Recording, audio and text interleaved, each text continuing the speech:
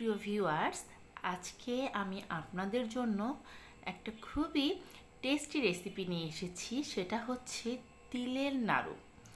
এই তিলের নাড়ু কিন্তু বানানো অনেকে ঝামেলার মনে করে থাকেন, কিন্তু আমি খুব সহজে আপনাদের সাথে এই রেসিপিটা শেয়ার করব, যাতে করে সবাই খুব সহজে এটা বানাতে পারবেন। তিলের নাড়ু বানানোর জন্য এখানে খেজুরের গুড় নিয়েছি। আমি 2 কাপের মতো খেজুরের গুড় নিয়েছি। এখানে আমি দিয়ে দিলাম সাদা তিল। আমি কিন্তু তিলগুলোকে আগে থেকেই কড়াইতে হালকা একটু ভেজে নিয়েছি। তেল ছাড়া শুকনো কড়াইতে এগুলোকে হালকা একটু টেলে নেবেন বা ভেজে নেবেন। দেখুন তিলগুলো কিন্তু হালকা ভাজা আছে।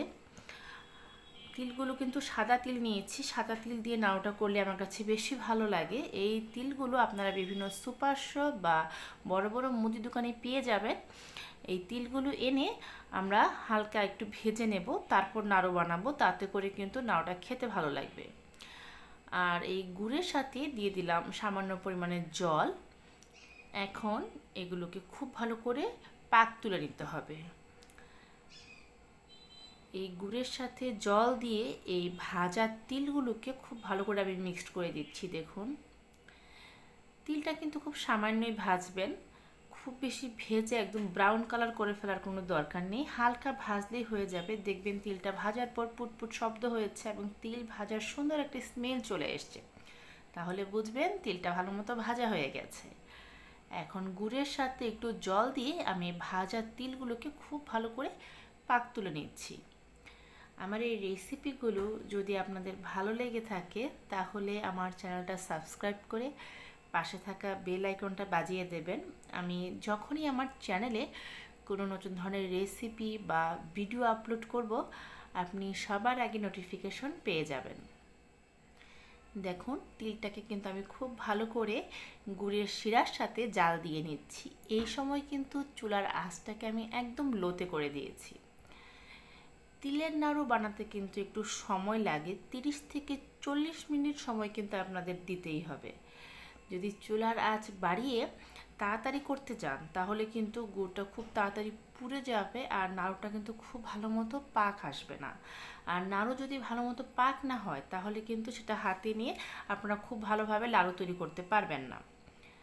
তাই শুধু তিলের নাড়ু না, যে কোনো গুড়ের নাড়ু বা মোয়া আপনারা তৈরি করবেন, একটু চেষ্টা করবেন চুলার আঁচটাকে একটু কম করে, তারপর এটাকে খুব ভালো করে একটু পাক তুলে তারপর এটাতে নাড়ু তৈরি করার। দেখুন আমার গুড়টা কিন্তু খুব ভালোভাবে মেল্ট হওয়া শুরু করেছে এবং তিলগুলো যেহেতু আগে থেকে ভাজা আছে, তাই এটা কিন্তু নাড়ু করার পর খেতে খুবই বেশি মচমচে হবে। আর আমি যেটা বলছি আপনাদের, সেটা হচ্ছে চুলার আঁচটাকে একটু কম করে ধৈর্য সহকারে নাড়ুগুলো বানাবেন। তাতে করে কিন্তু অনেক দিন পর্যন্ত এই নাড়ুগুলো ভালো থাকবে। যারা তিলের নাড়ু খেতে পছন্দ করেন, তারা আমার এই রেসিপিটা ফলো করে বাসায় একবার তৈরি করে দেখবেন। আশা করি আপনাদের ভালো লাগবে। আর নাড়ু তৈরি করতে কিছু টিপস আছে, সেগুলো ফলো করবেন। সেটা হচ্ছে গুড়টা একটু ভালো চেয়ে কিনবেন। একটা ভালো মানের গুড় কিন্তু একটা ভালো নাড়ু অথবা মোয়া তৈরিতে খুব সাহায্য করে। গুড় যদি ভালো না হয়, আপনি যত ভালো করেই জাল দেন না কেন আর যত ভালো করেই পাক তুলে নাড়ু বা মোয়া তৈরি করেন না কেন, সেটা কিন্তু খুব ভালোভাবে তৈরি হয় না আর ভালো লাগে না খেতে।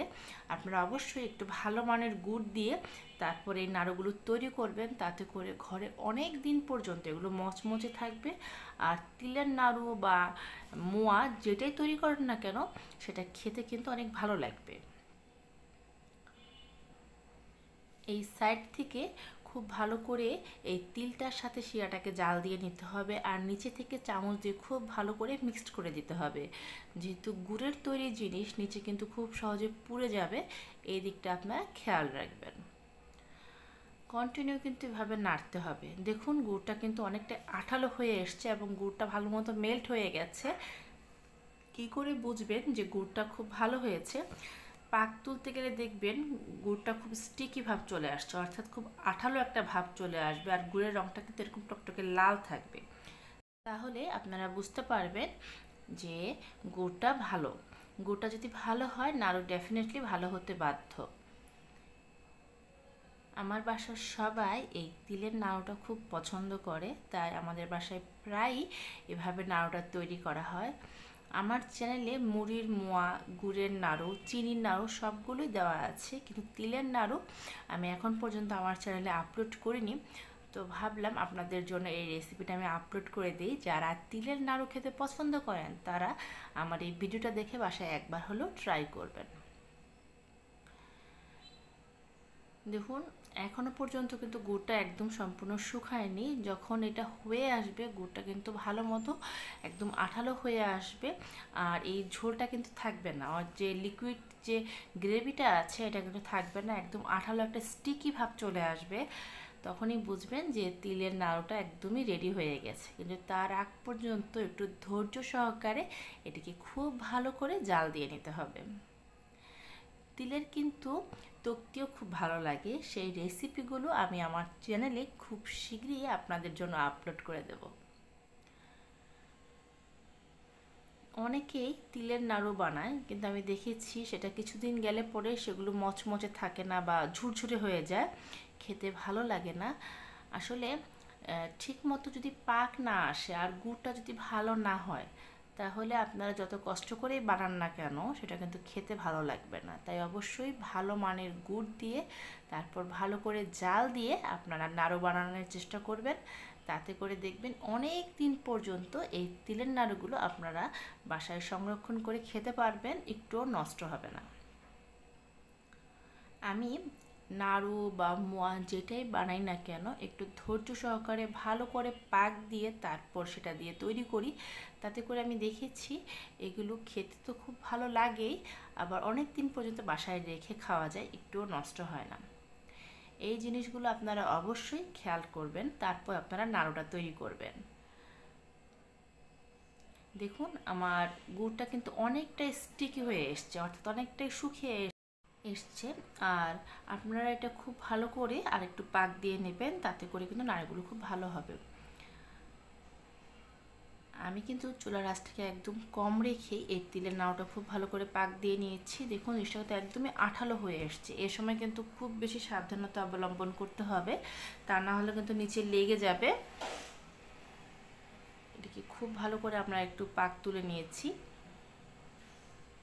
এভাবে চামচ দিয়ে খুব ভালো করে তিলটাকে গুড়ের সাথে মিক্সড করে দিচ্ছি, এবং দেখুন চামচ দিয়ে নাড়লে পরে কিন্তু এটা অটোমেটিক পাক হয়ে আসছে, অর্থাৎ এটা কিন্তু খুব ভালোভাবে স্টিকি ভাব চলে এসছে। এখন কিন্তু হাতে নিয়ে খুব সহজে এটা দিয়ে লাড়ু তৈরি করা যাবে।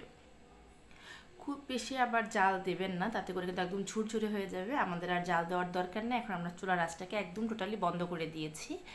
এখন এখান থেকে একটু করে তিলে নিয়ে এটাকে হাত দিয়ে খুব ভালো করে আমরা নাড়ু তৈরি করে নেব। দেখুন আমি কতগুলো নাড়ু তৈরি করে নিয়েছি। হয়ে গেল আমার খুব সহজে বাড়িতে তৈরি তিলের নাড়ু। আশা করি এই রেসিপিটা আপনারা বাসায় একবার হলেও ট্রাই করবেন।